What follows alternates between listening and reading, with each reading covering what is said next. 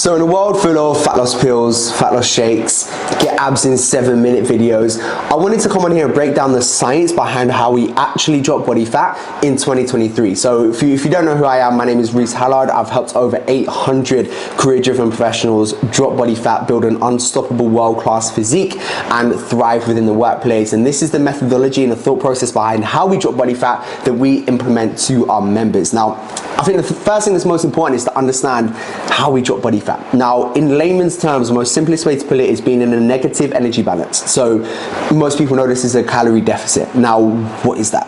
A lot of people probably thinking, right, I've heard this word chucked around all the time, but what the fuck is a calorie deficit? Now, this is just literally burning more calories than you're intaking on a day-to-day basis. So how do we burn calories? Now, when it comes to our calorie burn throughout the day, we have something called TDEE, so total daily energy expenditure. So this is the amount of calories we burn just on a day-to-day basis, and it comes under 4 subcategories. Now, the first way we drop body fat is something called BMR, which is your basal metabolic rate. So this is just the calories you burn at rest from just being alive. This comes under 70% of our TDEE. So it's right up there in regards to how many calories we burn on a day-to-day basis. Then kind of second on the pecking order is something called NEAT, non-exercise activity thermogenesis. So this is burned through non-planned activity. So me just chucking my hands around here, going for a shit, walking to the fridge. This is non-planned activity, and we burn about 15% of our daily calories through this. Then third almost on the pecking order is the thermic effect of food. So this is the calories we burn through digestion. So the foods that we eat, digesting these foods, we burn a lot of calories through. So if you look at protein, it's about a 20 to 30% thermic effect of food. So if you have 100 protein calories, you're burning 20-30 calories through digestion. So that's how great thermic effect food is. Then you've got carbohydrates, which is about 5 to 10%, and then you've got fats, which is 0 to 5%. So that's the thermic effect of food. Then fourth and, well, last and least, you've got EAT, exercise activity thermogenesis. So this is your planned exercise. So this is basically when you go to the gym, right? Now, if you're going to the gym with your intention to drop body fat, you're going with the complete wrong intention. Your workouts and your gym training should be done to sculpt a physique, because here's a newsflash: when we are trying to drop body fat, your muscle tissue also becomes vulnerable. So your muscle's vulnerable as we're dropping body fat. I've seen it so many times where people drop a heap of body fat and then lose all their shape and their curves and think, okay, I want to go back where I was, I'm not shape anymore. They go in the opposite direction, gain loads of fat, and it's just this big yo-yo backwards and forwards. So it's important to look after the muscle tissue as we're dropping body fat, and a big part of that comes from resistance training. So doing weights when you're training as opposed to cardio. Now, cardio is great, you know, keep yourself healthy, keep your heart healthy, but generally your workout should be based around resistance training. It's the best thing you can do for your joints. It's great for your health, but most importantly, well, I say most importantly, from a physique perspective, it's most important because that's going to help us retain muscle tissue, and in some people actually gain muscle tissue as you're dropping body fat. If you're an experienced lifter, you're probably not going to do it, but if you're a newbie, if you're used to cardio and you're now following an intense resistance training program, you know, if you're well trained but you've come off of training for a longer period of time and now you're back on it, you can also gain muscle tissue, but this will come through resistance training. Like I said, if you're an experienced lifter, it's probably not going to happen, but if you don't have loads of experience lifting, you can do this very well. But when we're looking at resistance training, yes, you're going to burn a lot of calories through resistance training, but it still only equates to 5%, so it's not the biggest thing that helps us drop body fat. The 23 hours surrounding the gym is where we drop the bulk of our body fat, but when we look at resistance training, the biggest key for us is to make sure we're sculpting the physique for when we drop body fat. We still got shapes, we still got the curves, and we still look exactly what we want to look like. All right, so for, you know, if you can kind of picture the beach body or the hourglass figure, that comes from resistance training, not walking on the treadmill with a 2.5 incline for 2 hours a day. It's fucking boring, and it's not going to be the thing that gets you the fastest result. And we know how we drop body fat. It's important to now flip the script and look at actually intaking our calories. And there's a big toss up between all these different ways of dieting: intermittent fasting, Atkins diet, keto, if it fits your macros.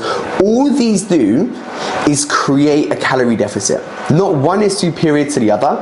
It's just what are we going to adhere best to. And then it always begs the questions, should you track calories? And in my opinion, I think it's a great tool to getting predictable results. Because I mean, if you're anything like me and our members, you probably want predictable results, right? So when we're tracking calories, it gives us an understanding of what we're intaking into our body to understand if we are probably in the right parameter to drop in body fat. Because not Einstein mixed with fucking Houdini could guess his calories throughout the day. Just eat as normal, get to leave, and then well, I reckon I had about 2,221 calories today. It's not gonna happen. Tracking calories just helps you keep it predictable. But there beyond as well, it's gonna help educate you.